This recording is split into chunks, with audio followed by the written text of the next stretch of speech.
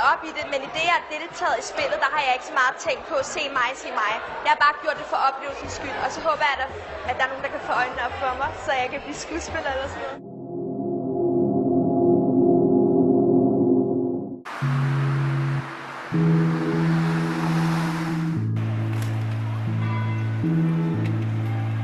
Det er uinteressant at se på mennesker, der ikke ved noget som helst om, hvad de går rundt og laver. Nogle af de mennesker, der er med, de virker ret dumme. Ja, man bliver kendt for at være dum, og ja, det er ikke ligefrem noget, man er positivt.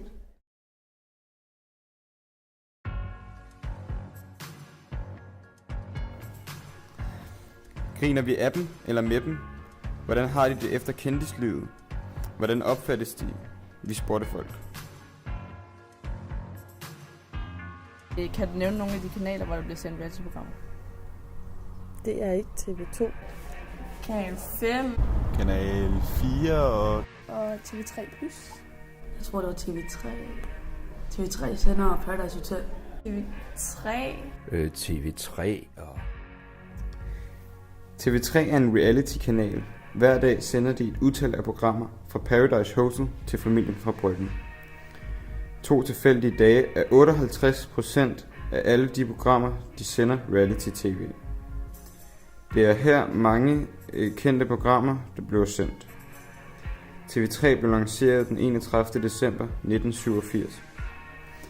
I starten var TV3 en fælles skandinavisk tv-kanal, men senere blev den skilt i de forskellige lande.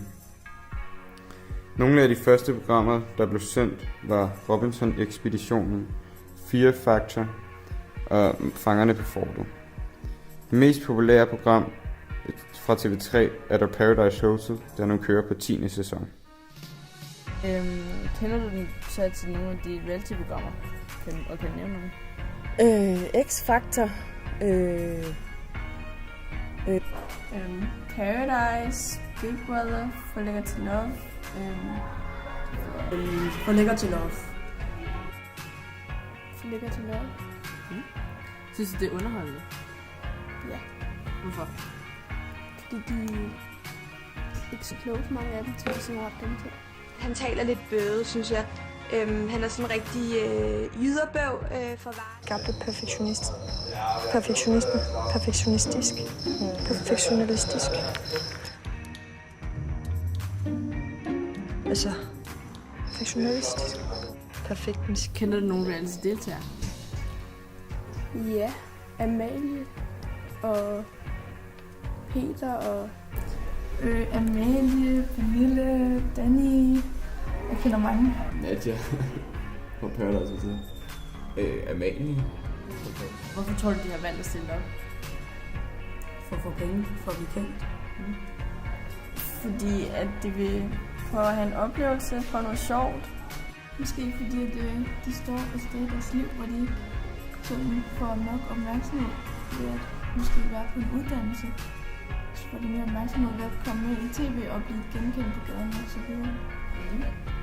Så lidt for at få opmærksomhed fra Danmark, altså for opmærksomhed, og måske også for pengenes skyld.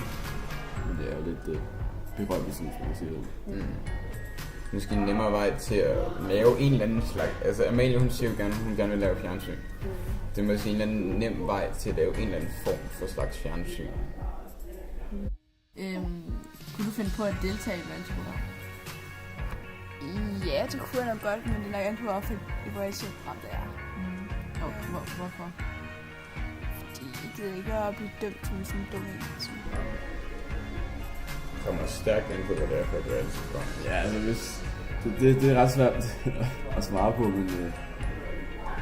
altså, det kunne jo godt være, men jeg tror ikke, at det kommer til at ske. Aldrig. Hvorfor ikke? Aldrig. Jeg skal ikke have været med så meget. Okay. Jeg har selv deltaget i et reality-show. Hvad for lidt? Jeg kan ikke huske, hvad det hed. Det var sådan et dating-show. Det var sådan en forløber for nogle af de der.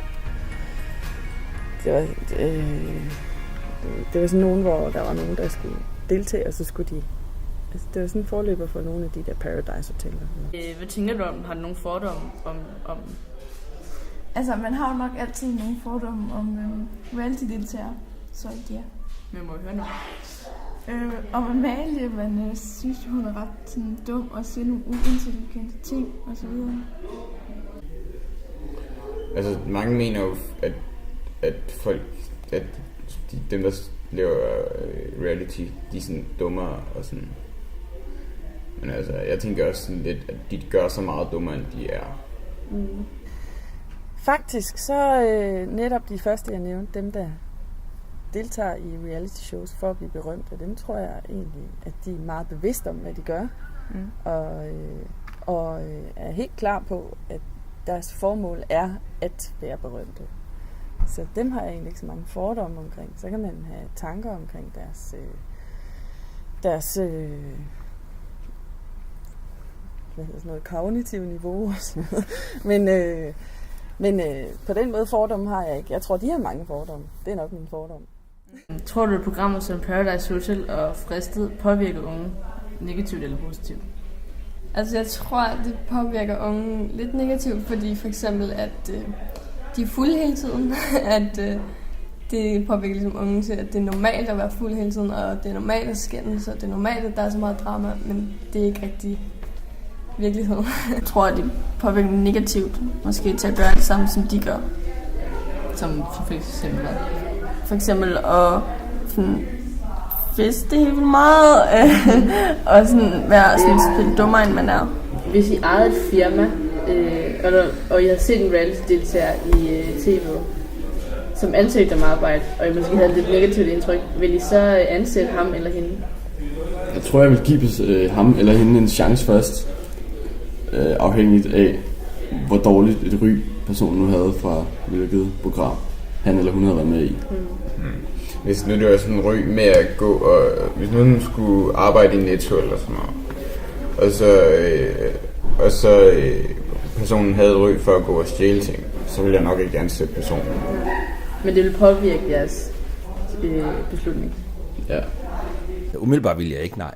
Men altså, hvis de nu havde skrevet en god ansøgning, hvor de skrev, hvad de kunne og så videre, og det passede til mit firma, så kan det da godt være, at jeg vil give dem en chance, men jeg tror ikke, det er nødvendigvis en fordel, at de har været kendt for at gøre nogle lidt åndssvage ting på fjernsynet.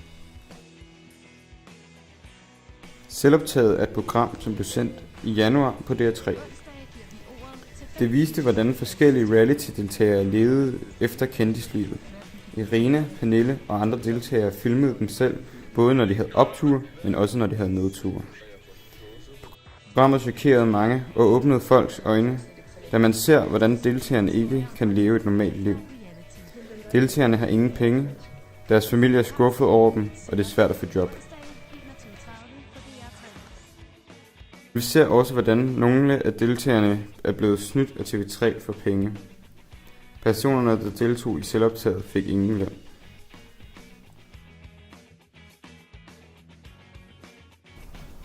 Tror du, at klipning i nogle reality-programmer ændrer den virkelige mening i forhold til, hvad folk gør eller siger? Ja, det har man hørt mange gange, at folk har været ude at sige, at det, de oplevede i tv, eller under optagelserne, ikke var det, der blev vist i tv. Og sådan er det i alle livs tilfælde. Altså alt i livet, alt hvad vi gør, vil være individuelt. Det ser jeg også i skolegården, når 2 børn over skændes eller slås. Så har de aldrig den samme historie. Altså, ja, fordi de klipper det sådan, at for eksempel der er en, som er den søde, og en, der er den lidt mere onde, og så de får forskellige personligheder, selvom det måske ikke var helt sådan vildt. Ja. Ja, det gør det, helt klart. Fordi der bliver klippet meget i de ting der. Er en reality-stjerne kendt? Hvis ja, hvad er hun kendt for? For at være kendt? Ja.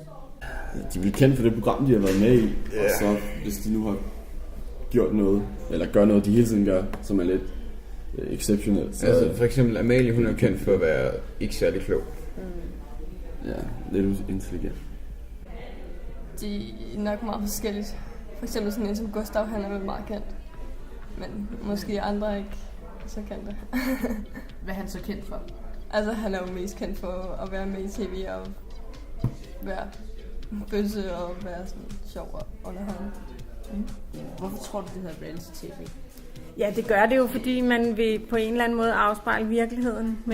Men det er jo ikke nogen virkelighed, fordi det er jo en iscenesat virkelighed med castede unge mennesker, som skal gøre nogle bestemte ting. Og så det gør det jo sådan lidt sjovt måske, at man kalder det virkeligheds-tv, men det ikke er virkeligheden, der afspejler.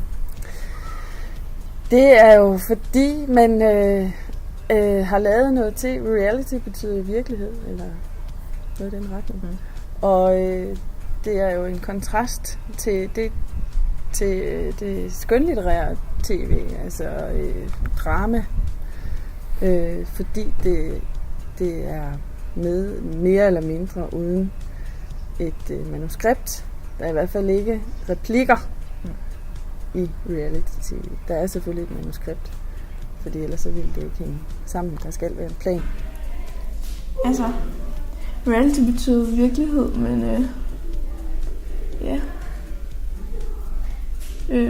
Det er nok fordi det skal fremstå som at være en lidt vildere virkelighed, hvis man kan sige sådan, end det egentlig er.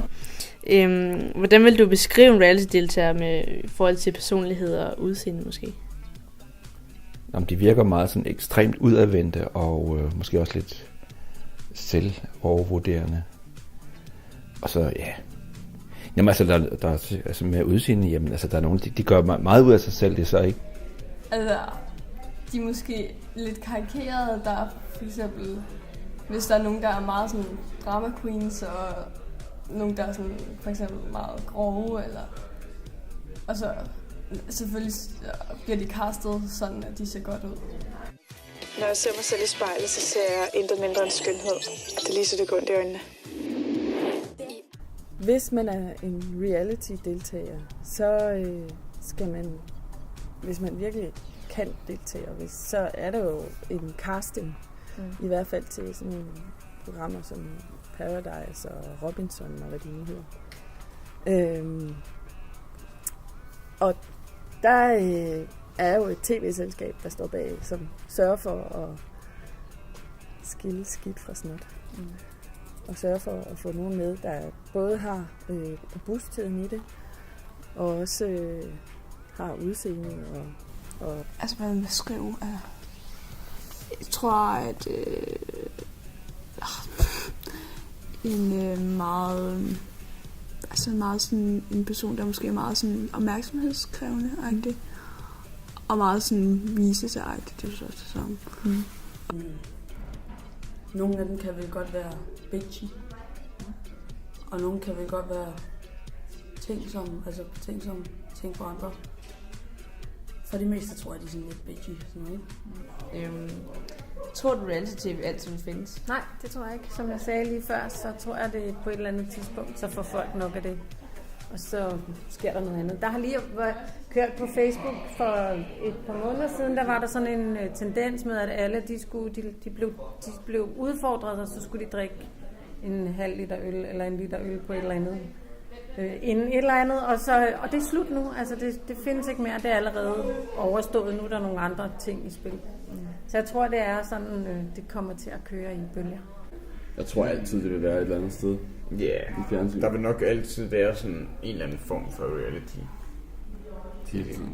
Det har jeg meget svært ved at svare på. Det er eksploderet inden for de sidste 15 år.